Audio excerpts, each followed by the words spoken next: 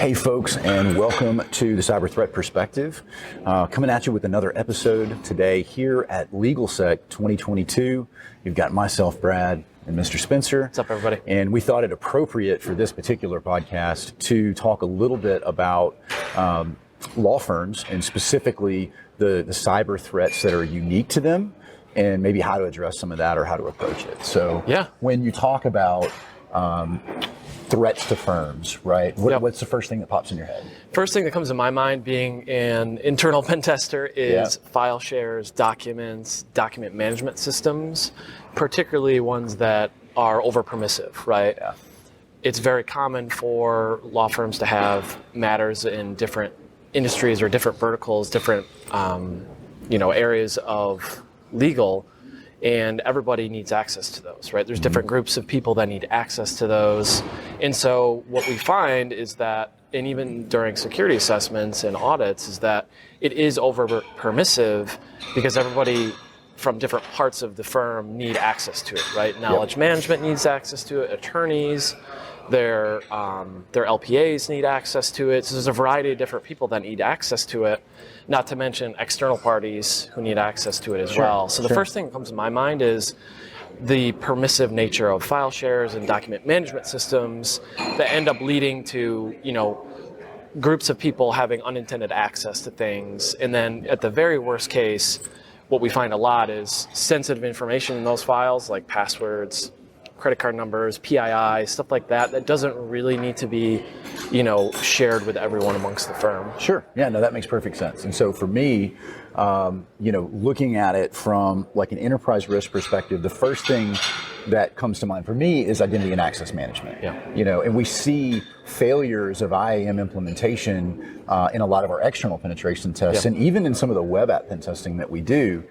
And the reason for that is because it's kind of piecemeal, right? Yeah. And so as we build up our application portfolio and our different identity needs, we just kind of add new pieces to it. And eventually we end up with this jungle of stuff that's not really well integrated. And so there comes a time when you kind of have to stop and reset and look at that at a more enterprise and a more holistic level.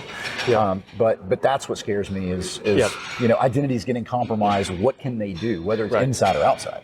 Right. So, and document management systems realize this. The DMSs of the world, NetDocs, and all the other ones, they realize this and they understand the struggle that firms are going through with identities and role-based access control. So they are paying attention to this problem. They're trying to provide data and insight and analytics and controls to help mitigate that, right? So when you create a new matter, you can set security around it, and there's a whole bunch of controls. And, I'm reminded of the discussion Daniel had this morning, the presentation that Daniel had. There was a question in the audience about this very thing of how do you start to wrangle the permissions and the access across the firm who's been doing this for 20, 30, 40 years, and they've got some technical debt, they've maybe got a legacy system, or they're implementing a new system. How do you go about wrangling the permission conundrum, I guess, we'll say. One of the ways that, you can start doing that, and I think there's many ways to start tackle this, but tagging the data and data categorization, classification was one of the things that was brought up in that discussion. Yeah, and I think, approaching, again, kind of the uniqueness that is the vertical of law firms and those types of clients, everything's data-centric. Right. And so if we start with that and just kind of build out from there, I'm starting to kind of take this approach to just about everything from the nucleus perspective and say, okay, where do we start? And then rings out from that, how do we address issues pertaining to the most important thing? And so to your point, document management systems and documents, especially those with passwords in them, are really, really important for us to keep track of and stay on top of. And and that's where I think the reason I go to IAM after that. But it doesn't kind of stop there, right? There are other issues. I know, you've been hyper-focused on Active Directory, which is, I guess you could throw that into IAM, right? But that just being that identity and directory system. So what are some of the challenges that law firms are facing with regards to that? Yeah, so with Active Directory, many times your DMS is probably integrated with Active Directory, right? You sign on to your computer and maybe it's, single sign-on, you just log into the application, or maybe it's just a pass-through type thing with Active Directory. But there's a lot of misconfigurations, or a lot of hidden dangers with Active Directory, especially for law firms, where you have different groups that have different privilege levels, right? You have maybe knowledge management that needs a certain level of permissions to do things. You have the document and intake people who take in evidence and have to work with, taking in documents from different cloud or file sharing sites, and they need a certain level of access. So what happens is you have this access sprawl. You have this sprawling of access, and eventually, you have these nested groups, and we talk about that a lot with Active Directory as nested security groups, and then ultimately you kind of have these hidden relationships or these hidden admins, so to speak, in your environment. So somebody in knowledge management or whatever the department might need certain permissions to do something, and then they're granted permissions, and then it's kind of a snowball effect, and they're granted more and more. And before you know it, it's kind of gotten out of hand, and the privilege creep has kind of crept in, for lack of a better word, I guess. And a lot of these are, problems that we would see that are just organic, right? They start out very minor. They, like you said, they snowball out, and over a period of time, they grow into a more serious problem. So those are kind of, I guess if we break them down, those are the high level challenges, right? We talked about managing, file system access. Active Directory, we talked about IAM. All right, so let's talk about solutions. I'll go first, right, with identity and access management. I would tell you that, don't look at the tools necessarily, don't look at the technology, focus on your processes that allow you to handle identity and access management correctly. And what I mean by that are things like asset inventories, application portfolios, and just knowing what you have and knowing what their capabilities are.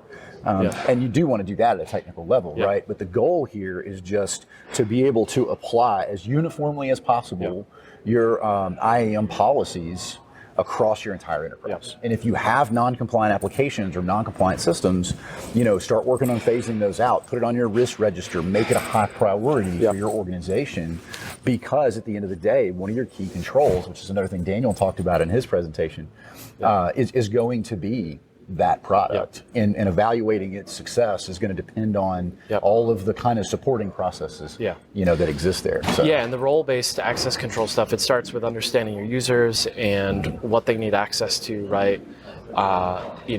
Setting up a categorization system or some sort of system where you're kind of organizing the different types of roles in the firm and what they need access to, and what matters they need access to, or what types of data they need access to. That can help too, to kind of map things and put stuff even in an Excel spreadsheet, to map like this role does this, they need access to these types of matters, or this, these attorneys matters, that kind of thing. You begin to map that out and document it, and then it's much more manageable to start going through and identifying what groups need permissions where, and kind of going from that direction.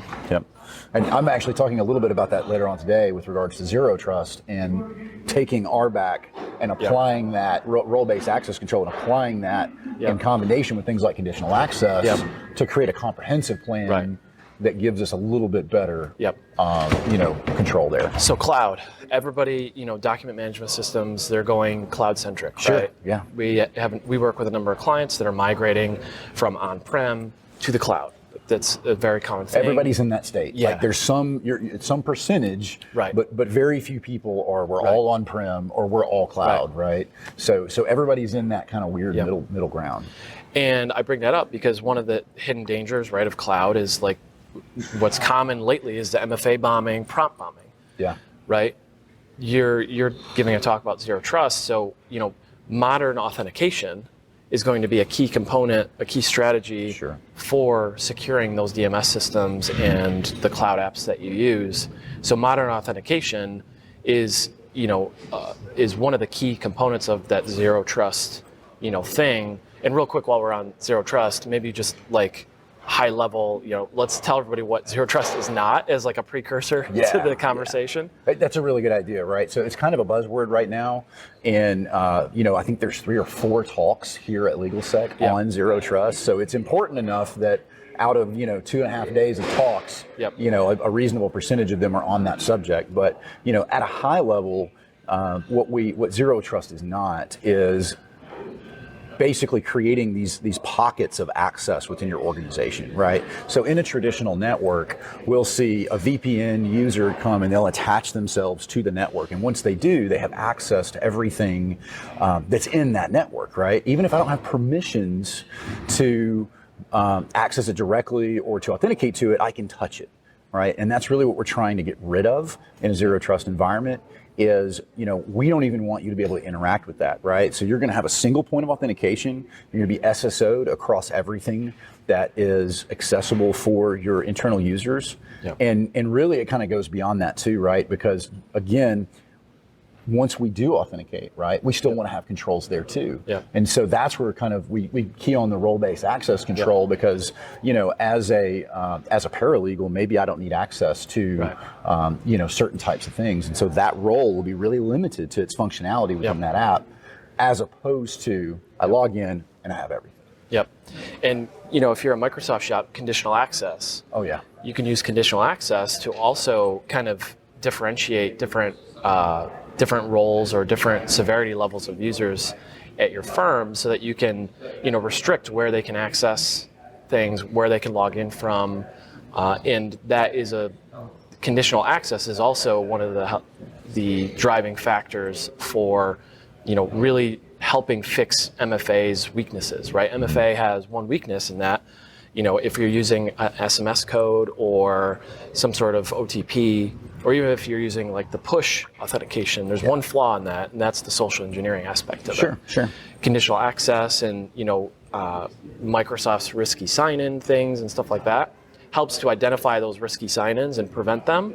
So there's a lot of interesting things you can do with conditional access that are more cloud-centric things. They're not things that you would traditionally see with an on-prem solution. Yeah, agreed. And you can take it even a step further than that too, is that each individual action taken, even after authentication, right? Because one of the things we see as well is at the end of an authentication process, whether it's MFA or regardless of its strength, really what you end up with is a session, right? Or you end up with a token or something that you take around and present to these various applications and systems to prove that you are who you say you are. If I steal that, right, whether it be through man in the browser or something like that, then I am you, and I am just post authentication. And so what we want to move toward is a model where each individual step that you take is reevaluated. So it's like conditional access, but everything. And so if I log in and I want to upload a file, okay, that action, does that meet the conditions or the context is really the key word that I like to use, is that, does that make sense in the context of things? Right? If I logged in from California and I'm uploading a file from South America, those don't line up, right? So maybe we don't do that, or we reprompt for authentication. So good stuff. So anything else you want to cover before? I know this is going to go live for you guys probably a little while after LegalSec is over, right? So you'll be seeing this a few weeks from now. But this is a really cool conference, and it's been a lot of fun so far. Yeah, it's been a lot of fun. So I'm speaking tomorrow, doing the hired hacker discussion. That's appropriate. And I mean, it's a subject that's near and dear to my heart, hacking law firms. That's what we do, man. Yeah, absolutely. So we're very good at that. We like doing that, and we find that the firms that do a penetration test, whether it's with us or with anybody else, they do get a lot of value, from a good test, right? And a good internal pen test or a good assumed breach pen test goes a long way to finding a lot of the things that busy IT people at law firms either miss or they don't understand, or it's too complex, because I talk about this a lot with Active Directory. Active Directory is a complex beast, right? You have group policy and users and computers and passwords and servers and Active Directory and group policy, and is this whole confusing, complex mess. It's easy to miss things, and there's a lot of best practices that you can do to kind of mitigate some of the risk of admin accounts, of password sharing, and all these things that you would find on an internal network. So having a pen test and making sure you get a good pen test every year is vitally important. Same with an external pen test. You would say a web pen test if you're doing web development, or if you have web apps of your own. It's important to test those regularly when you make big changes. So that's what we're going to be talking about tomorrow at the Hired Hacker session. You've got to talk today about zero trust that we're looking forward to. So Daryl is giving a talk today as well. Daniel gave a talk this morning. So I think it's like the Secure IT 360 conference Yeah, today. we're taking over LegalSec. Taking over. So in any case, it's good seeing you guys. And if you get a chance to come out in 2023, I think we'll be at IltaCon and LegalSec as well. So we'll look forward to seeing you guys there.